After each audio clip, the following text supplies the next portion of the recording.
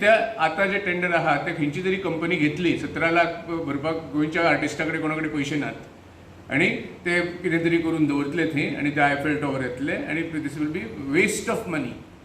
This is a golden opportunity for artists of Goa to show their talent. Artists of Goa are intelligent enough and creative enough to create new works, their own imagination, own creativity. They don't need to do a replica of some Eiffel Tower, which is absolute stupidity.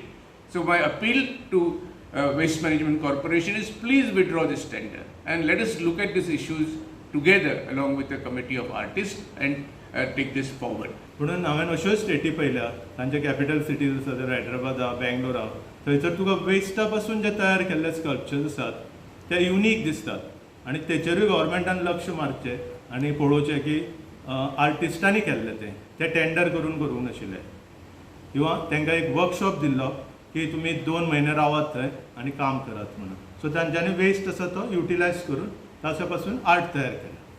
So म्हाका दिसता की गव्हर्मेंटान हाचो विचार करचो आनी जें कितें चल्लां तें अशें दिसता ते कॉन्ट्रॅक्टराचो फायदो आर्टिस्टाक काय फायदो ना. आर्टिस्टाक बेश्टे यूज करतले आनी ते 9 कोटी काय कितें आसा पळय तातूंतल्या आर्टिस्टाक हार्डली 1 कोटी मेळटलो कारण तांकां एक लाखार जर सॅटिस्फायड केलो जाल्यार बाकीचे पयशे खंय वयतले तो कॉन्ट्रॅक्टर व्हरतलो.